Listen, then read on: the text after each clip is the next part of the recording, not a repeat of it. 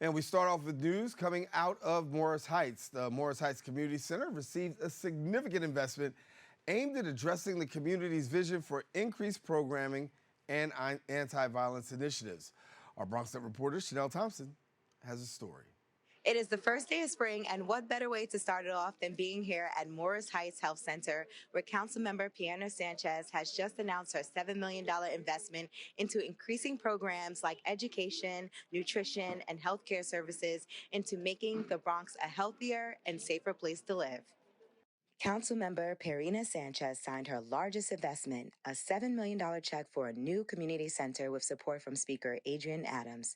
The plan is to convert the current building into a 9-story community center that will have something for everyone. Today is a very emotional event because we're announcing a $7 million investment for a community center. Even since before I ran for office, everyone in the neighborhood, and I know from growing up here, has been saying we need activities for the kids. We need a place for folks to go get their needs met, whether that's health and wellness, fitness, social services, all of that. And I've been able to find an incredible partner in Morris Heights who's willing to turn a 2-story building into a 9-story building that is going to be serving the community. So it's a beautiful, exciting, lovely, sunny day to benefit the neighborhood. The facility would offer health and wellness services as well as recreational activities to keep kids and teens off the streets. Board of Directors of Morris Health Center, Steve Santana, knows what this investment will do for the community. In this community, as you know, is well needed community center where we can take care of the situation of job placement, health issues, food pantries, all the stuff that we need in the community. And who's better than Morris Heights that already giving his services to this community? Yeah. We're already working with the community and we want to enhance the services. We're going to bring more services to the community with the only community center that we're going to have here in this district. The center serves over 50,000 patients, and its mission is to be the vanguard for quality, affordable, and accessible healthcare for all. Sanchez says that this is an effort to provide stability and reduce violence in the community.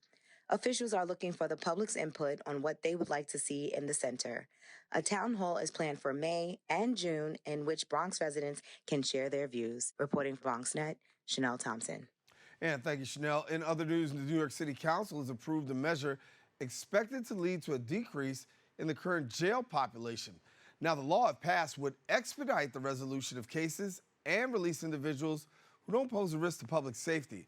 The measure represents the latest endeavor by the city to reduce the jail population and ultimately close Rikers Island, the largest jail facility, by the year 2027.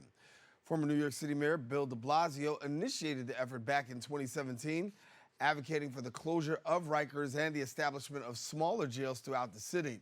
New York City Mayor Eric Adams has inherited the strategic plan, recognizing the need to address lengthy stays and alarming living conditions for those who are actually in custody. Councilmember Carolina Rivera, who is actually the bill's sponsor, says the decrease in unnecessary incarceration should be a top priority. Well, in health news, New York City Parks are unveiling a new mobile emergency services vehicle in the Bronx to help support patrolling operations.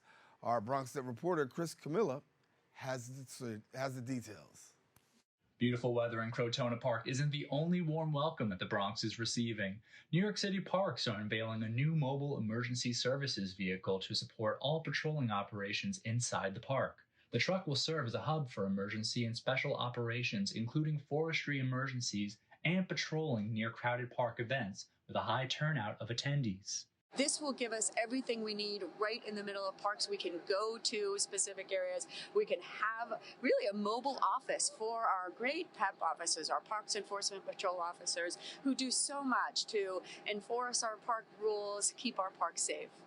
New York City Parks Commissioner Sue Donahue unveiling the new vehicle stands alongside Councilmember Rafael Salamanca Jr., accepting a check of $205,000 in funds for the PEP and the takeoff of this project. Salamanca Jr. is one among many officials who believe the procurement will enhance the PEP's ability to coordinate during emergencies and special operations. Back in June of 2018's budget, I allocated $205,000 to the Parks Department to create an apparatus or a venue so that they can respond to emergencies throughout the city of New York, but most importantly in the borough of the Bronx. The truck comes equipped with radios, computers, phones, and even central communications, so New York City Parks dispatchers can stay in constant contact with staff out on the go. It's a response to the lack of available emergency service resources available in city parks, which the New York City Council and the New York City Parks Department aim to alleviate in a combined effort that they hope will expand to other parts of the city. We absolutely see this will be a model that we'll want to have replicated. I think other council members will be interested in funding something like this. We already know this has served as a model for the Office of Emergency Management. They liked what they saw. They saw the beauty of this capability to have this kind of mobile command center, smaller, easier to get around, but gives you what you need in terms of emergency response. We think that it absolutely will be replicated across the 5 boroughs. The procurement of these vehicles will allow not only for more city events to take place in parks, but will also make sure that those attending are safe and sound. Reporting from BronxNet, I'm Chris Camella. All right, thank you, Chris. That's all the time we have for our Bronx updates. We are taking a quick break, but when we return, we will have more open right after this.